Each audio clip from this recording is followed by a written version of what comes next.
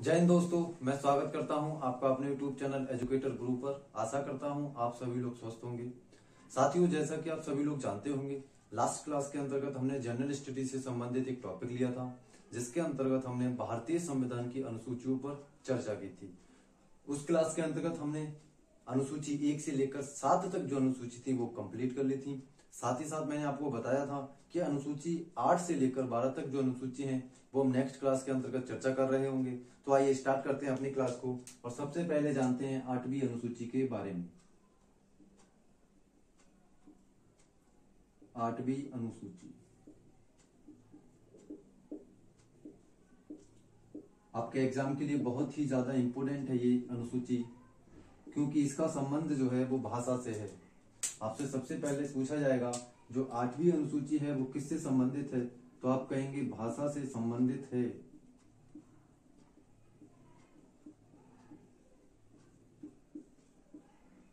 अच्छा भैया, भाषा से संबंधित है तो फिर कितनी भाषाएं जो है वो 8वीं अनुसूची में सम्मिलित हैं? तो आपको यहाँ याद रखना है मूल संविधान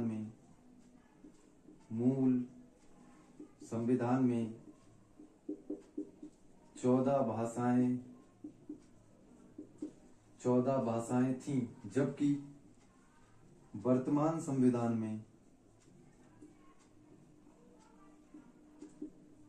22 भाषाएं हैं। इंपोर्टेंट फैक्ट हैं, आपको याद रखने होंगे।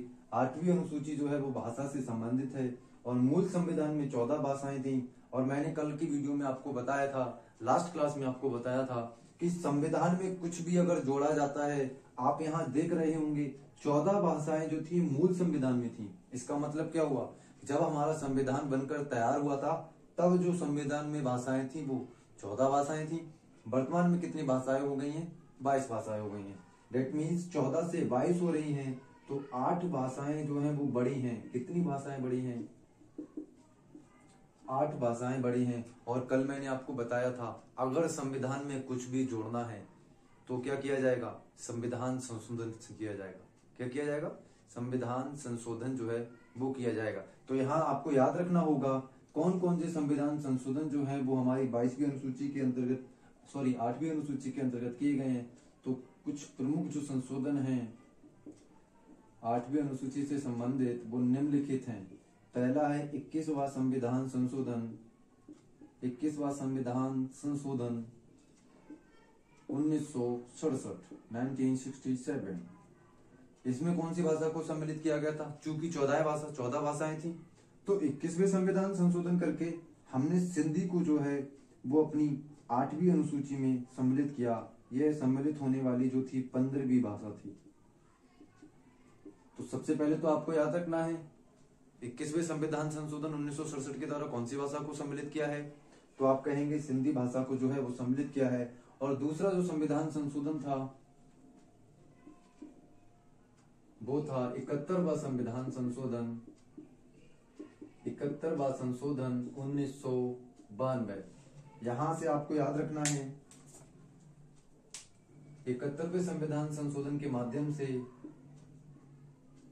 मणिपुरी,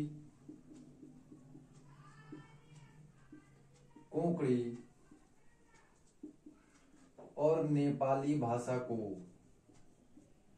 कौन सी 3 भाषाओं को? मणिपुरी, कोंकणी और नेपाली भाषाओं को संविधान की 8वीं अनुसूची के अंतर्गत सम्मिलित किया है। कौन से संविधान संशोधन के अंतर्गत? तो आप कहेंगे 71वें संविधान संशोधन के अंतर्गत हमने 3 भाषाओं को, मणिपुरी, कोंकणी और नेपाली भाषाओं को जो है 8वीं अनुसूची के अंतर्गत सम्मिलित किया है। नेक्स्ट अगर हम बात करें तो इंपोर्टेंट संशोधन है 92वां संविधान संशोधन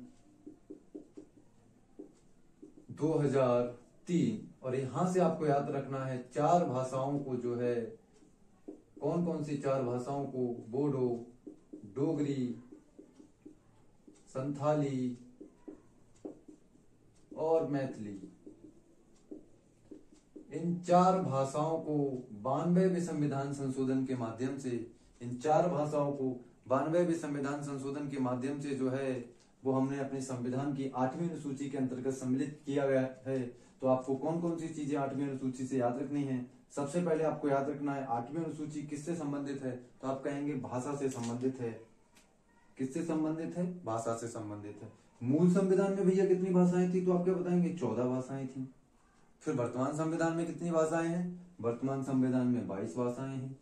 अगर संविधान में भाषाओं को जोड़ा है तो क्या क्या होगा? संविधान संशोधन क्या होगा? कल की क्लास में मुझे डिटेल में जाना था। जो संविधान संशोधन होता है वो कैसे किया जाता है? तो मैंने आपको बताया 3 संशोधन जो है वो किए गए हैं। पहला संविधान संशोधन है 71वां संविधान संशोधन 1967। क्या किया? सिंधी भाषा को जो है 15वीं भाषा के रूप में मान्यता दी और अपने संविधान की 8वीं अनुसूची के अंतर्गत हमने उसे सम्मिलित किया है। साथ ही साथ 71वां संविधान संशोधन 1992 के माध्यम से मणिपुरी, कोंकणी, नेपाली भाषा को जो है हमने संविधान की 8वीं अनुसूची के अंतर्गत सम्मिलित किया है। नेक्स्ट जो संशोधन है वो है 92वां संविधान संशोधन 2003, जिसके अंतर्गत बोडो, डोगरी और संथाली तथा मैथिली भाषा को संविधान की 8वीं अनुसूची के अंतर्गत सम्मिलित किया है। आशा करता हूं यहाँ तक सारी चीजें आपको जो है वो समझ में आई होंगी। नेक्स्ट बात करते हैं 9वीं अनुसूची के बारे में। 9th schedule of Indian constitution, भारतीय संविधान की 9वीं अनुसूची। कल मैंने जब आपको क्लास ले रहा था तब मैंने आपको बताया था कि हमारे मूल संविधान में 8 अनुसूचियां थी, जबकि वर्तमान संविधान में 12 हैं। 4 को हमने संविधान संशोधन करके जोड़ा है और जो पहली अनुसूची है संविधान संशोधन करके जोड़ी गई है वो है 9वीं अनुसूची। 9वीं अनुसूची कौन से संशोधन से ये जोड़ी गई है? तो आपको याद रखना है प्रथम संविधान संशोधन, प्रथम संविधान संशोधन 1952, 1952। क्या डेट आपको याद रखनी है? हमारी जो 9वीं अनुसूची है वो पहले संविधान संशोधन के माध्यम से हमारे संविधान की अनुसूचियों में 9वीं अनुसूची के रूप में सम्मिलित की गई है। कौन से विषय और कौन से कानूनों से संबंधित है? तो आपको याद रखना है जो हमारे संविधान की 9वीं अनुसूची है वो भूमि सुधार, भूमि सुधार तथा जमींदारी प्रथा के उन्मूलन से संबंधित है। जमींदारी प्रथा के उन्मूलन से संबंधित है। तो 2 चीजें आपको फैक्चुअली याद रखनी है कि 9वीं अनुसूची को कब सम्मिलित किया गया? 1952 में किया गया। कौन से संविधान संशोधन से किया गया? प्रथम संविधान संशोधन से किया गया। कौन से कानून और कौन से विषय इसमें सम्मिलित हैं? तो भूमि सुधार तथा जमींदारी प्रथा के उन्मूलन से संबंधित है। जैसे ही हमारा देश आजाद होता है तो सबसे ज्यादा जो जरूरत थी उस समय जमींदारी और भूमि सुधार से संबंधित जो कानून थे उन कानूनों को सबसे ज्यादा आवश्यकता थी। इसी को ध्यान में रखते हुए जब हमारा संविधान बना था तब उसमें अनुसूचियों में हमने 9वीं अनुसूची सम्मिलित नहीं की थी और ना ही भूमि सुधार से संबंधित कोई भी कानून सम्मिलित किया था। लेकिन जैसे ही गवर्नमेंट को ये लगा कि हमें 9वीं अनुसूची या भूमि सुधार से संबंधित कानून को जो है संवैधानिक मान्यता प्रदान करनी चाहिए, तो उन्होंने 9वीं अनुसूची के माध्यम से भूमि सुधार तथा जमींदारी प्रथा के जो कानून है उन्हें 9वीं अनुसूची के रूप में सम्मिलित किया। साथ ही साथ मैं आपको बता दूं 9वीं अनुसूची में जो कुल विषयों की संख्या है वो 284 है। 284 जो है वो कुल विषय हैं और यहाँ आपको याद रखना है 13 विषय ऐसे हैं जिनकी न्यायिक समीक्षा नहीं की जा सकती, जिनकी न्यायिक समीक्षा जो है वो नहीं की जा सकती। न्यायिक समीक्षा क्या होती है? ये बहुत ही डिटेल का टॉपिक है। जब हम किसी अन्य कोर्स में या अन्य क्लास में चर्चा कर रहे होंगे डिटेल में पॉलिटी के बारे में, तब मैं आपको बताऊंगा न्यायिक समीक्षा जो है वो क्या होती है। साथ ही साथ जो न्यायिक समीक्षा का कॉन्सेप्ट है वो हमने किस देश से है ग्रहण किया है। यहाँ मैं आपको संक्षेप में बता दूं, जब संसद कोई भी कानून बनाती है, मान लीजिए संसद ने कोई भी कानून बनाया, उसकी जो जांच है, उसकी पुनः जो जांच है वो सुप्रीम कोर्ट अगर कर सकता है तो ही क्या कहलाती है? न्यायिक समीक्षा कहलाती है। अगर संसद द्वारा बनाए गए कानून की समीक्षा या जांच सुप्रीम कोर्ट नहीं कर सकता तो उसकी न्यायिक समीक्षा नहीं की जा सकती। तो इसका मतलब क्या हुआ? 284 में 13 विषय ऐसे हैं अगर संसद कानून बनाएगी इन विषय पर तो सुप्रीम कोर्ट क्या है उनकी न्यायिक समीक्षा नहीं कर सकता। साथ ही साथ आपको यहाँ यह भी याद रखना है कि 9वीं अनुसूची का वर्तमान में जो है 9वीं अनुसूची का वर्तमान में जो है वो न्यायिक समीक्षा की जा सकती है, जबकि पहले जो है इसमें न्यायिक समीक्षा नहीं की जा सकती। तो आपको इतनी चीजें 9वीं अनुसूची से याद रखनी। नेक्स्ट बात करते हैं 10वीं अनुसूची।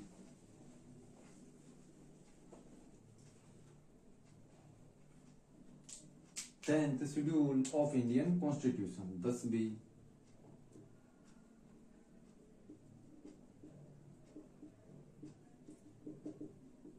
10वीं भी हमने अपने संविधान में जो है संशोधन करके जोड़ी है, जैसे 9वीं जोड़ी है उसी प्रकार से 10वीं अनुसूची जोड़ी गई है। तो कब जोड़ी गई है भाई? 9वीं अनुसूची प्रथम संविधान संशोधन के माध्यम से। तो जो 10वीं अनुसूची है वो आपको याद रखना है 52वें संविधान संशोधन।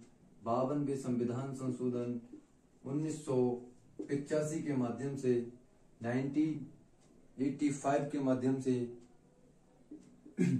जो 10वीं अनुसूची है वो संविधान में जोड़ी गई है। ठीक है, 10वीं अनुसूची 52वें संविधान संशोधन 1985 के माध्यम से जोड़ी गई है। और 10वीं अनुसूची का जो संबंध है वो दल बदल कानून से संबंधित है। दल बदल कानून से जो है वो संबंधित है।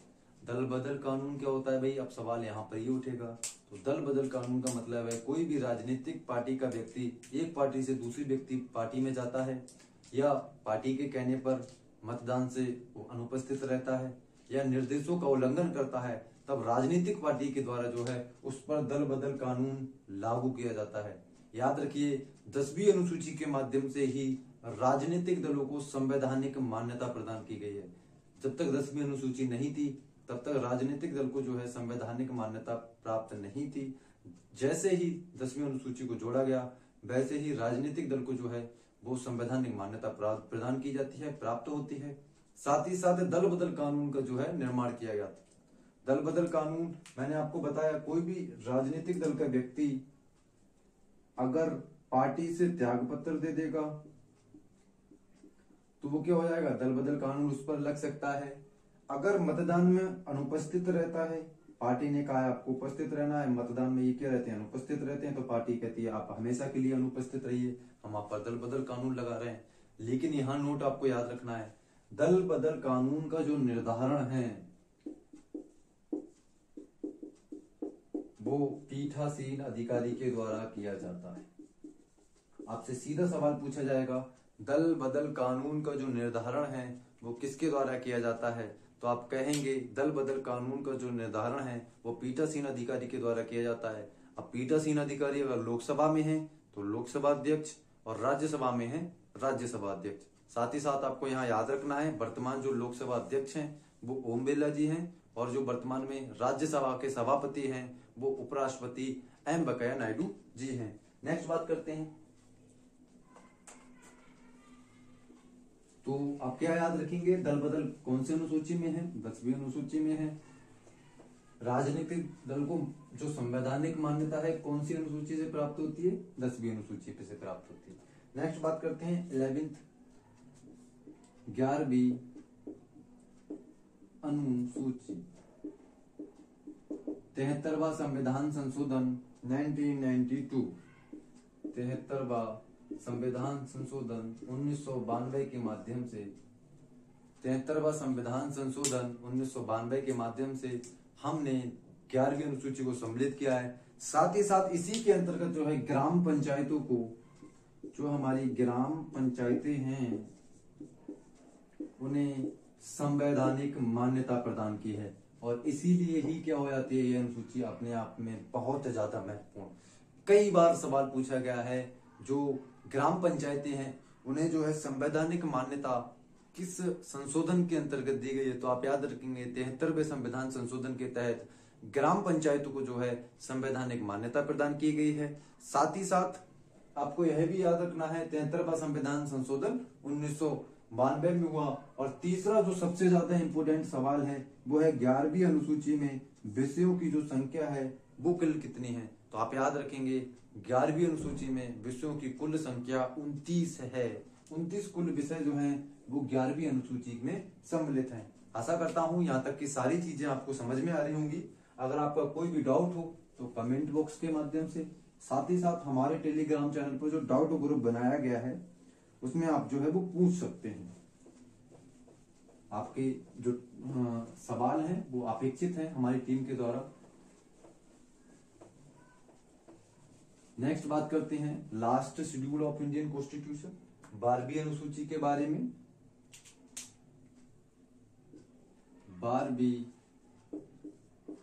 अनुसूची,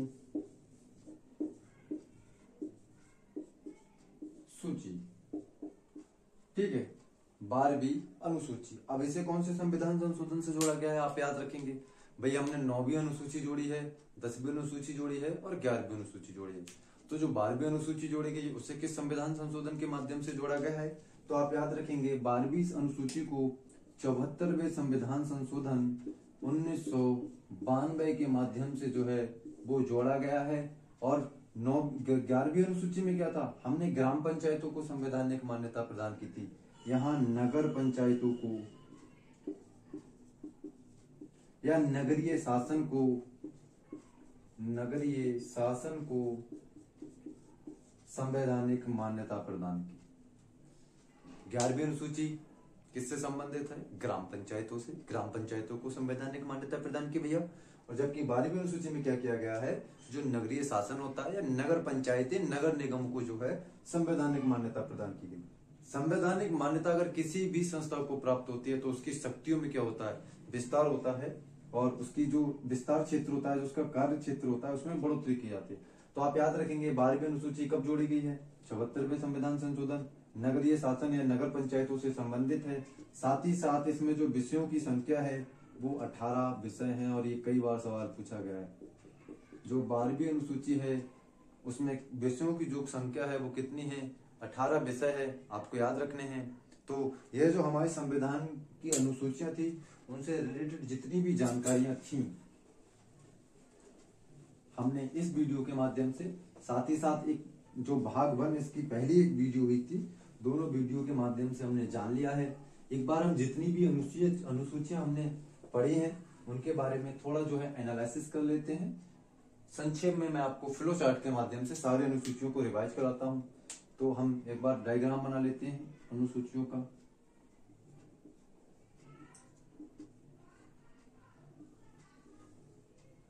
अरे हमारे जो सर बैठे हैं वो कृपया बताएंगे हमें कि कहाँ तक की जो है डायग्राम, अगर कहीं पर भी दिक्कत होती है तो वो सूचित करें।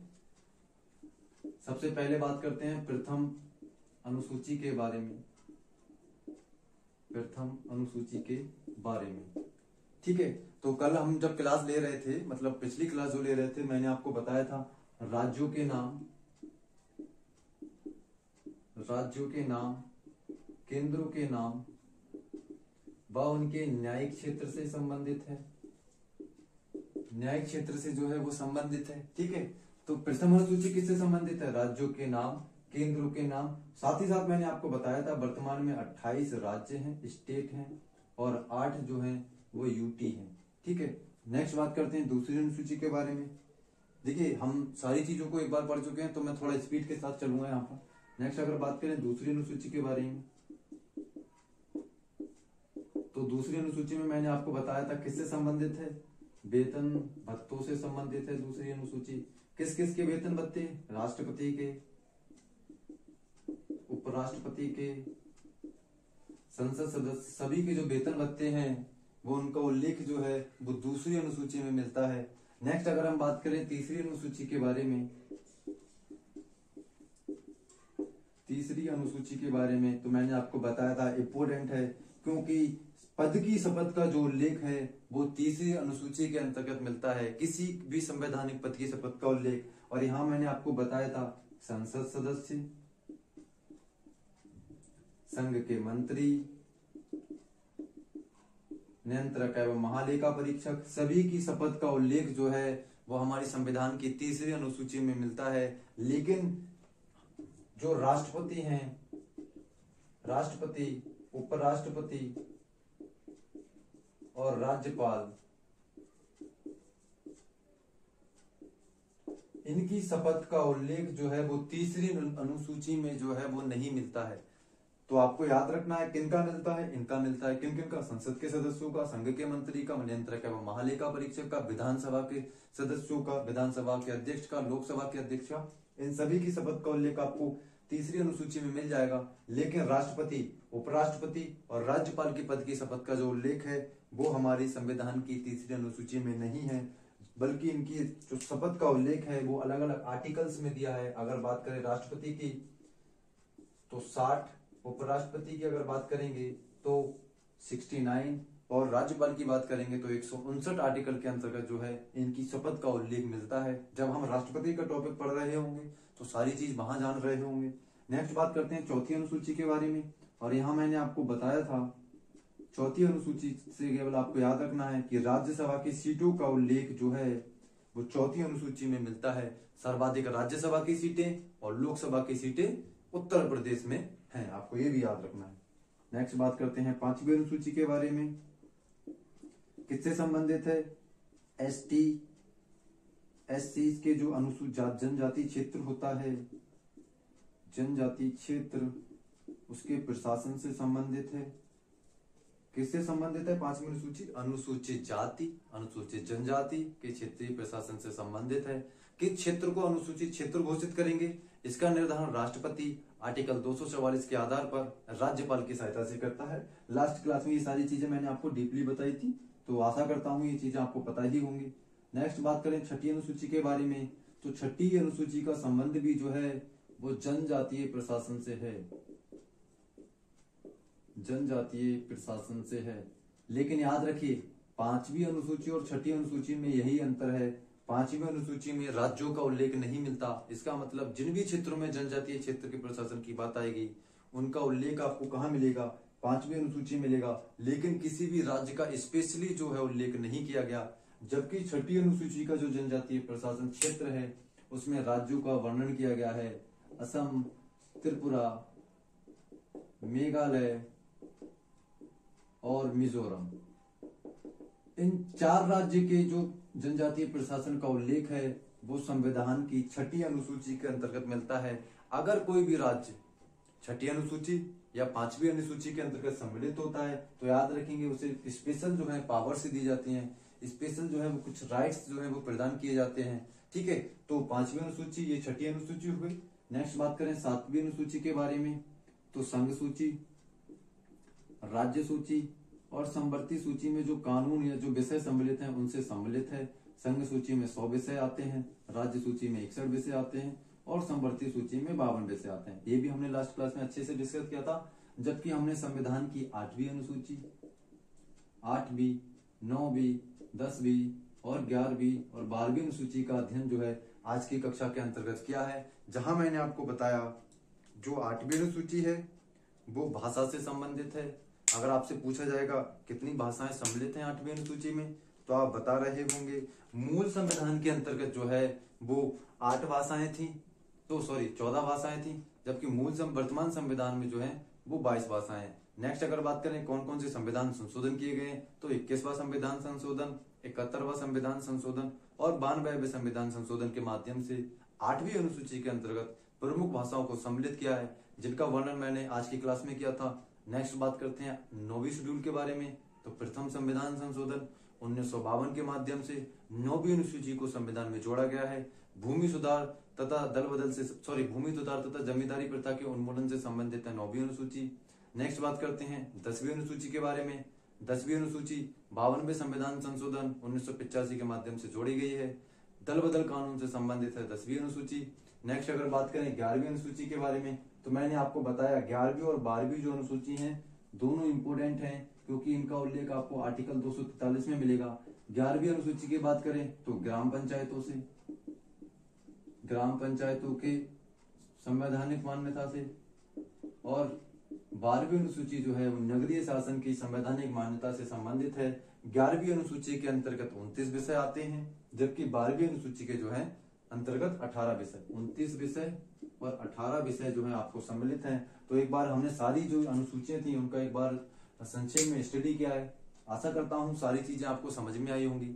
अगर आप हमारी 2 वीडियो, पहली वीडियो जो हमने लास्ट क्लास में की थी और आज की वीडियो आप देख लेते हैं, तो अनुसूची का कोई भी सवाल किसी भी एग्जाम में आए आप आशा करूंगा कि कर लेंगे। तो आज की क्लास को यहीं समाप्त करते हैं। साथ ही साथ आपको बता दूं हमारे जो चैनल है एजुकेटर गुरु, उसके माध्यम से ICAR का कोर्स कराया जा रहा है। अगर अभी तक आप लोगों ने हमारे चैनल को सब्सक्राइब नहीं किया है तो चैनल को जरूर सब्सक्राइब कर लें। धन्यवाद। जय हिंद।